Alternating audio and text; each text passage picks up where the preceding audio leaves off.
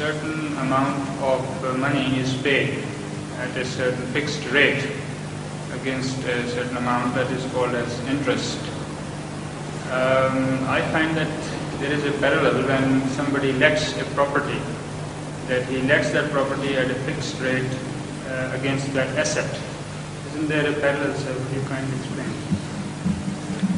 I can't, you mean the ordinary renting out of houses? Yes, sir. It has no parallel whatsoever. For any property, sir. Pardon? Whether it may be a house or a shop or whatever, yes. Property, yes. It is let at a fixed rate. Correct. That means that there is a return at a prefixed rate. And apparently there is a... But where does Islam say that return at a prefixed rate is prohibited? When I understand interest... Interest on what? Interest on certain amount. No, on capital, on money. Yes, sir. So that is not money. The property could be No. used as a capital or... No. It is very clearly laid down that it is not money. It is anything which is usable. You can rent it out against the usage, and you get the rent, and the rent cannot be collected and multiply itself, while the capital can behave in this manner. Suppose 6 months rent is due to you, you are not permitted to charge interest on the 6 months rent in the same ratio as there is between the value of the property and the rent, because this is not interest. This is completely different altogether. The fact is that you must understand the philosophy of this prohibition. Capital, which is fluid money, that is used to propel the wheel of economics, and Islam prohibits the usage of this source of energy in a manner as it is number one, it is not directly involved in the propulsion of the machinery, economic machinery, and the person who lends completely breaks away from it and begins to charge on the capital itself, regardless of its production. Now, I'll have to explain this because it's a rather complicated affair to understand this philosophy and make distinctions. The fact is that when you use money to move the wheel of economy yourself, the wheel of economy will not create predictable results. It's impossible for anyone to predict whether it will run into profit or will decrease the capital. Can you predict? No one can. While if you rent out a house, the benefits are predictable. And the moment the benefits cease to exist, he is at liberty to leave the house and go away, and nobody is at loss. But here, when you give money to somebody else for employment in economic concerns, it all depends, and there are so many factors involved, whether that money will multiply or decrease. So when you don't know whether the money is going to multiply or decrease and at what rate, how can you fix a rate of profit on that money? You follow this? There is a positive distinction between this and the renting out of houses. You can't conceive of a situation when the person who has taken your house comes to you and say, oh, it is a total loss. That house, I paid you for 1 month and I could not draw the benefit out of your house, and everything has been lost totally. I mean, this is irrelevant. This has nothing to do with the situation of the house. If the house gets demolished, then it's the responsibility of the person who owns the house to build it. And as long as it's usable, the person who has got the possession of the house by paying rent, he can make use of it and he's free to leave it when he pleases.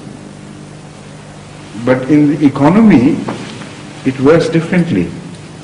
There the money cannot either produce or decrease without being married to human values and some other factors which are not in the control of the persons concerned alone.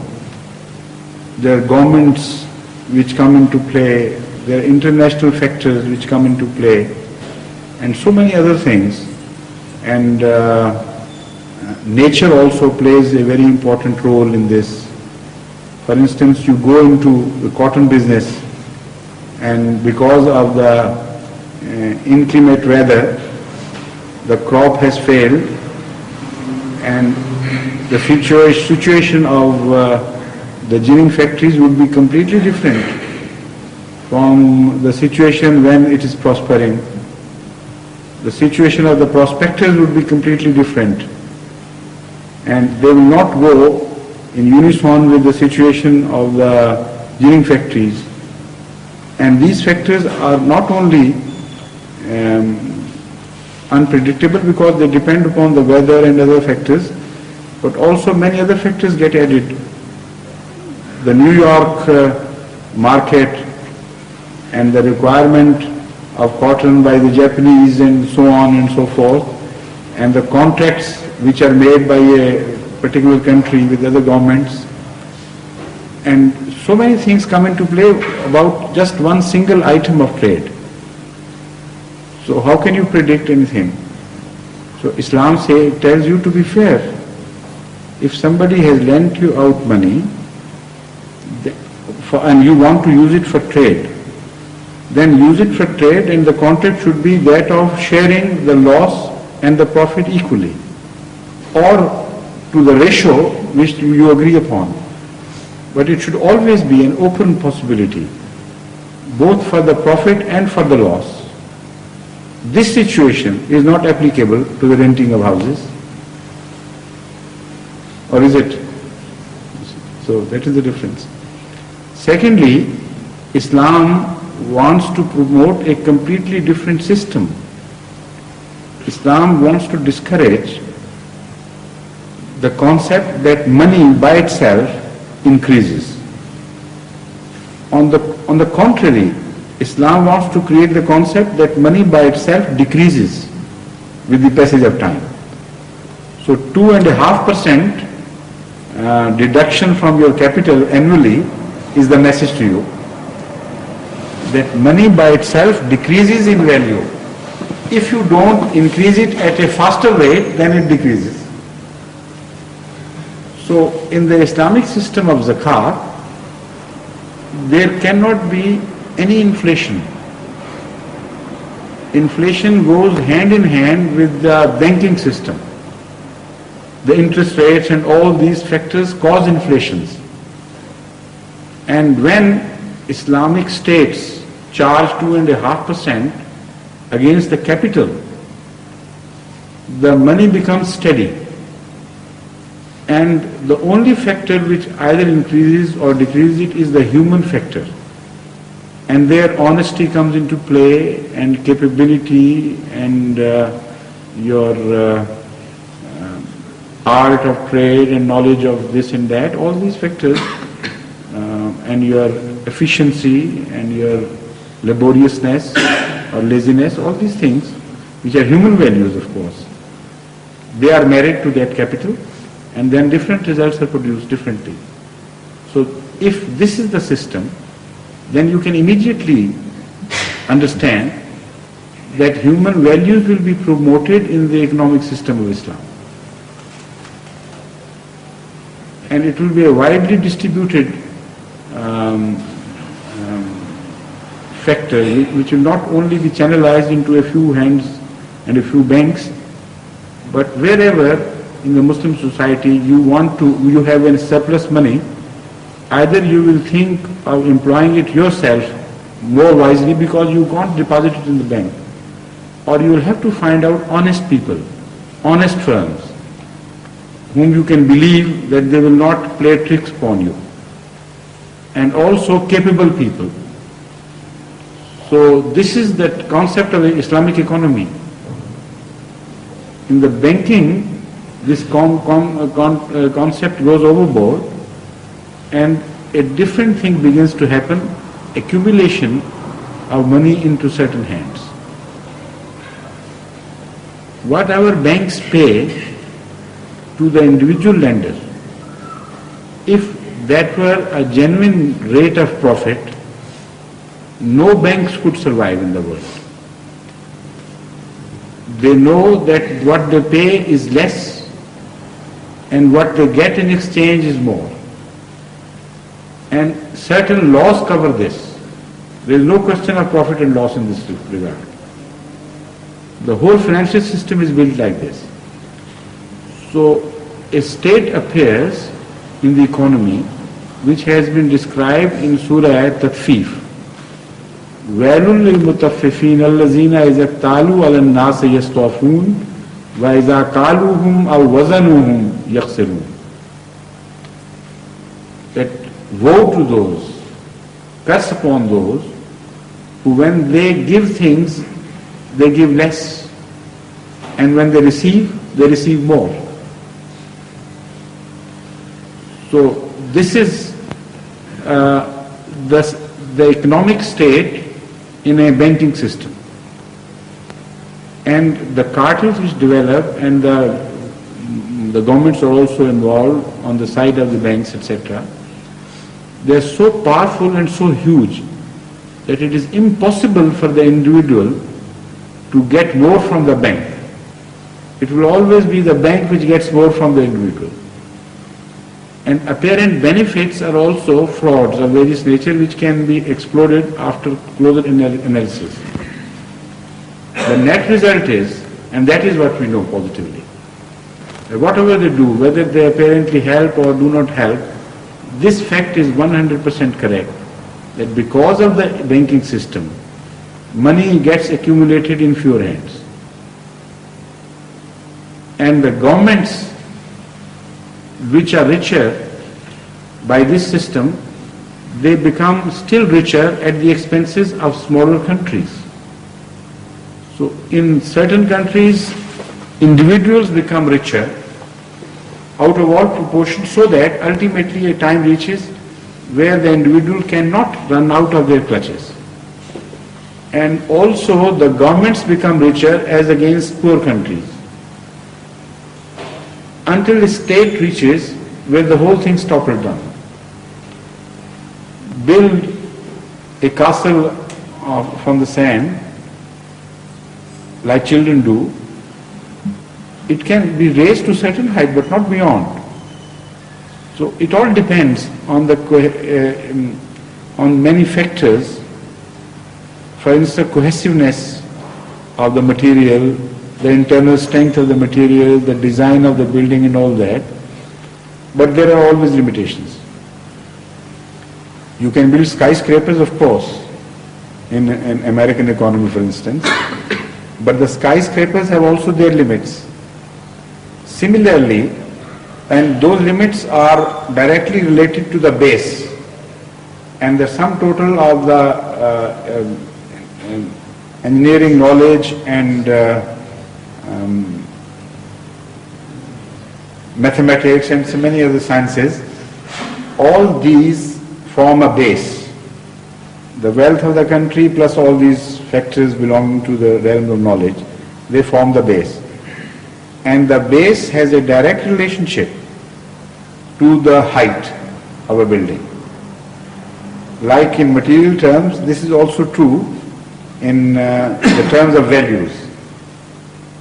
So in America, there is a possibility for the economy to rise to a greater height than there is a possibility in Pakistan, for instance. The accumulation level, which reaches a dangerous point, would be different in different countries.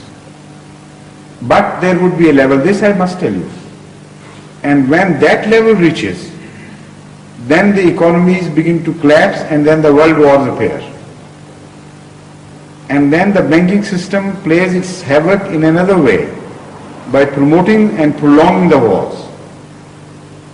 So this is the nutshell, in nutshell, the analysis of the Western economy, system of economy. But in Islamic system of economy, these things cannot happen. But where is it in practice? That is the point. And it cannot come into practice unless Ahmadis spread out in the world and do preaching and ultimately win lands where they can demonstrate Islamic system.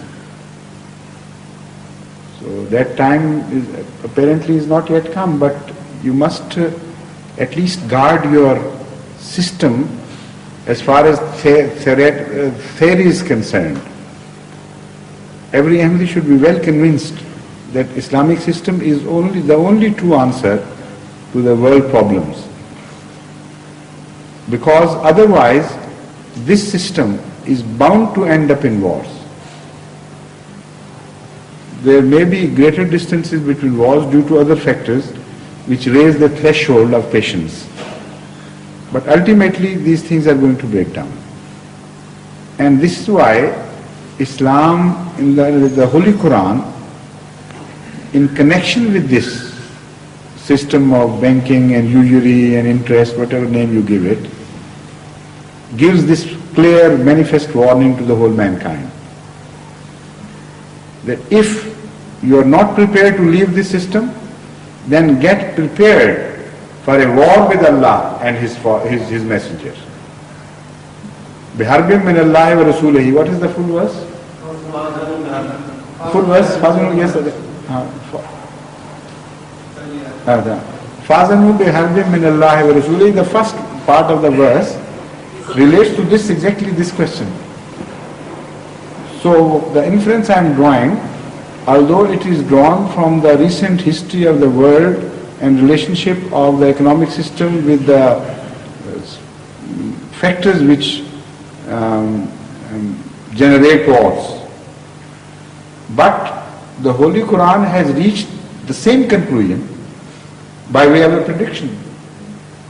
Allah has warned humanity that either leave this system or get prepared for a war with Allah and His Messenger. What does this mean for Allah and His Messenger? To go into war with Allah means that Allah will create situations where all your achievements will be destroyed and you will be defeated. And you are waging war against nature, what Allah has created. And that will end up into a war waged against you. Because this is the chronic usage. Whenever you try to do something to Allah, according to the Holy Quran, it kicks back and is returned to you in the same coins. يُخَادِعُونَ اللَّهَ وَالَّذِينَ آمَنُوا وَمَا يَخْدَمُونَ إِلَّا أَنفُسَهُمْ أَلَا إِنَّهُمْ هُمُ السُّفَهَاءُ. So all they do to Allah and His followers is turn back exactly in the same form. So when it is said, be prepared for a war with Allah, that means a war will be the outcome. And the national forces by Allah means the forces at Allah's command. The natural forces would be responsible for war waged against you. That is the prediction. And Hazrat Muslim Maud, in some of his books, I don't remember the name, has also clearly laid down that the banking system is the one single factor most important leading to world wars. So unless that financial system is rectified, you cannot talk of peace.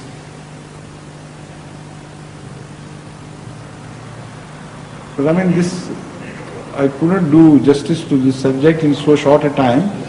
It's a very wide subject, and during my answer, other things kept cropping up, that this should also be attended. There are so many factors to this question which should be treated independently, in fact. But that is the subject of a longer address, not of this majlis. So it's time now for the prayer, unless Chaudhry Muhammad Rashid Sahib has something which is bothering him. Is